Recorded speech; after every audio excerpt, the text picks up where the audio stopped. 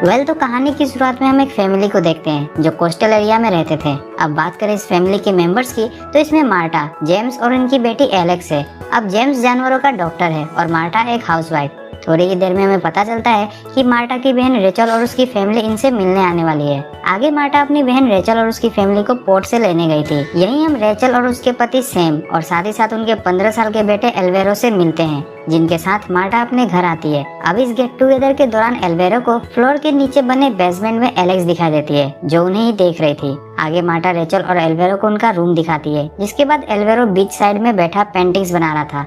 तभी वहाँ उससे मिलने एलेक्स आई, जो पहले तो थोड़ा एल्वेरो से फ्रेंडली बात करती है और फिर वो डायरेक्ट एल्वेरो को उसके साथ खुदाई करने के लिए पूछ लेती है। इस खुले निमंत्रण को सुनकर एल्वेरो बहुत ही शॉक था। उसे समझ नहीं आता कि एलेक्स सीरियस है या बस उसकी खिंचाई कर रही है। अब एल्वेरो के कुछ जवाब न देने पर एलेक्स वहाँ से रूठ कर चली जाती है। जो भी हो, शाम में एलेक्स दोबारा सबसे मिली, जहाँ हमें पता चलता है कि उसे स्कूल से सस्पेंड कर दिया गया है क्योंकि उसने अपने बेस्ट फ्रेंड एवेंडो की एक ही पंच में नाक तोड़ दी थी।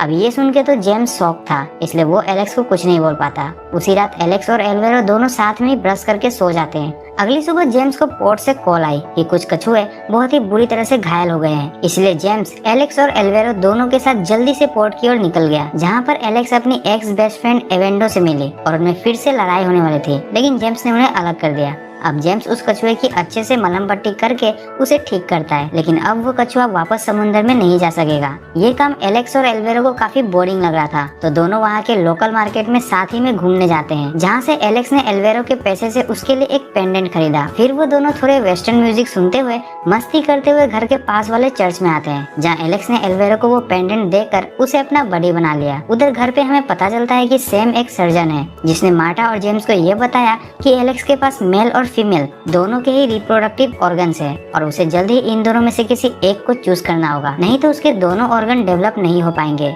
अब ये सुनने के बाद जेम्स को समझ नहीं आ रहा होता है कि ये सवाल वो एलेक्स से कैसे पूछे, तो रेचल उसे थोड़ा टाइम लेने को बोलती है, जिसके बाद माइंड को रिलैक्स करने मार्टा जेम्स और रेचल के साथ ड्राइव पे चली जाती है और उसी रास्ते में उसने उन्हें वो जगह दिखाई जहाँ पे वो जेम्स के साथ इंटीमेट हुई थी। अब वो जगह रोड के पास ही थी और वो दोनों पत्थरों के बीच खुदाई कर रहे थे, लेकिन मार्टा को डर था कि कोई उन्हें देख ना ले। लेकिन जैसे ही जेम्स के घोड़े ने उसकी झील में डुबकी लगाना शुरू किया, तब मार्टा ने लोगों का डर भुलाकर सिर्फ खुदाई पे कंसंट्रेशन करना शुरू कर दिया। इधर दूसरी ओर एल्वेरो एक इंसेक्ट की ड्राइंग बना रहा था। तभी वहाँ एलेक्स आई और दोबारा से वो एल्वेरो से रोमांटिक बातें करने लगी। एल्वेरो अभी भी नहीं पिघलता, उल्टा वो एलेक्स से सवाल करता है कि सब लोग उसे अजीब नजर से क्यों देखते हैं। अभी तक एल्वेरो को नहीं पता होता है कि एलेक्स के पास मेल और फीमेल दोनों के ही रिप्रोडक्टिव ऑर्गन्स है, लेकिन एलेक्स एल्वेरो की बात सुनकर उससे नाराज होकर अपने गेस्ट के एटिक में चली जाती है। अब उसके पीछे पीछे एल्वेरो भी वहाँ आ गया और दोनों साथ लेटे ही थे कि दोनों के बीच मोमेंट भी बन जाता है और देखते ही देखते एलेक्स एल्वेरो के ऊपर थी।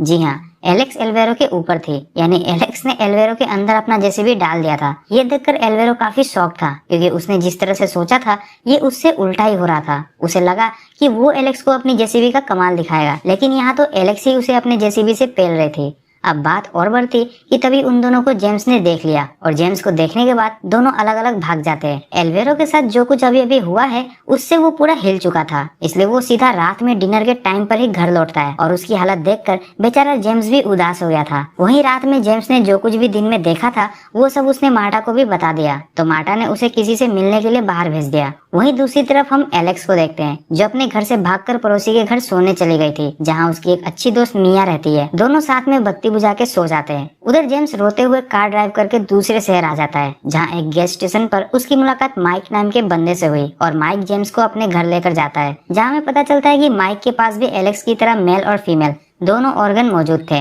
लेकिन उसने टाइम पर डिसीजन लेकर फीमेल ऑर्गन को निकाल दिया और आज वो अपनी वाइफ और बच्चों के साथ बहुत ही खुश है। एक बाप के तौर पर जेम्स बहुत ही परेशान था, लेकिन माइक से मिलने के बाद उसे एक होप मिली, इसलिए वो अगली सुबह अपने घर जाने के लिए वापस निकल गया था। इधर जब एलेक्स अपनी फ्रेंड के साथ शावर वगैरह लेकर बाहर आई तो जेम्स भी उसे ज्वाइन करता है, लेकिन एलेक्स को अभी अकेले रहना था, इसीलिए वो एक झील में जाकर रिलैक्स कर रही थी कि तभी वहाँ एल्वेरो पहुंच जाता है, जिसे देखकर एलेक्स वहाँ से भागने लगी थी। अब एल्वेरो एलेक्स का पीछा करते हुए उसे बताने की कोशिश करता है कि उसे कल बहुत ही मजा आया, लेकिन एलेक्स को लगता है कि एल्वेरो झूठ बोल रहा है क्योंकि वो एक लड़का है। अब उस टाइम सेम जेंडर से वासना पूरी करने का चलन काफी कम था। खैर जो भी हो, एलेक्स एल्वेरो को इग्नोर करके वहाँ से बीच की तरफ चली जाती है। अब इधर घर आने पर एल्वेरो देखता है कि एवेंटो साइकिल से एलेक्स को ढूंढते हुए आया है और जैसे उसे पता चलता है कि एलेक्स सी साइड बीच पे है तो वो तुरंत स्पीड में बीच की ओर भागा। उधर बीच पर 4 लड़कों ने एलेक्स को घेर लिया था क्योंकि उन्हें किसी ने बता दिया था कि एलेक्स के पास तोप और गुफा दोनों है, इसलिए वो उसे जबरदस्ती पकड़ के उसके कपड़े उतारने लगते हैं ताकि वो अद्भुत औजार वो अपनी आंखों से देख सके।